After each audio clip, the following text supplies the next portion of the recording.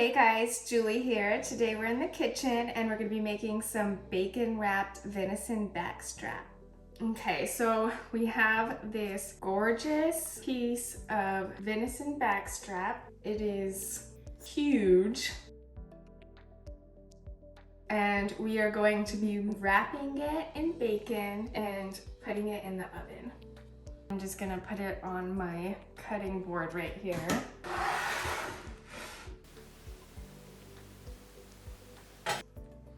All right, so first I'm gonna season it.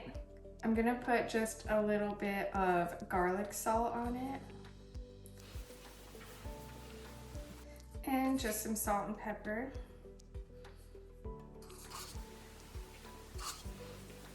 All right, so we are going to line our cutting board here with the bacon, and then we're gonna put it kind of towards the bottom of that bacon, and then wrap it up here.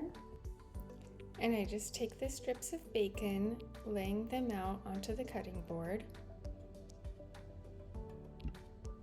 And we'll take that backstrap and put it about 2 inches from the bottom and start folding the bottom pieces of bacon up.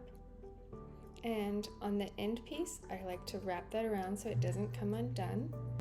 Then we'll just grab each slice of bacon from the top and pull it down, flip it over, and move the bacon around so that all of the meat is covered.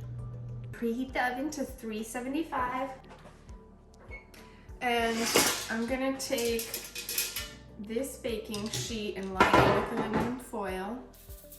I'm gonna take this cooling rack and just put it on top of the aluminum foil and then put the backstrap on top of that. That way, when the bacon cooks, all of the fat that's coming down will flow into the bottom of the baking sheet. All right, and we'll just take this big guy and put it on here. Ooh, it's almost too big. Oh, here, let's make it pretty. Okay.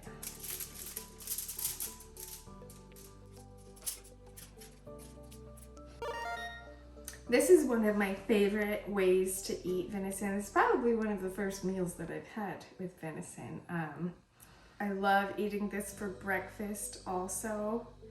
Just a couple slices of it with some fried eggs is the best breakfast, and it's really healthy, so it's really good for you. Obviously, it has a lot less fat, well, besides the bacon, but has a lot less fat and calories than beef, but it still has a lot of protein. Okay, and then once that oven is all preheated, we'll go ahead and put it in there. After about 20 minutes, we'll check it with a thermometer and take it out once it reaches 140 degrees. If the inside is almost done but the bacon isn't, I just turn the boiler on and cook the bacon for a couple of minutes just to get the bacon well done, and that won't affect the inside. After we take it out, we'll put it on some foil on a cutting board and let it rest for about 10 minutes.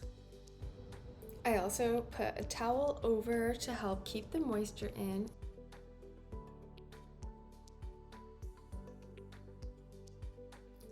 All right, and now it's time to cut it. I like to just cut it into about 1/2-inch strips, and you'll want to cut it in a way so that the bacon will stay wrapped. And just look how gorgeous this is. Now we get to try it.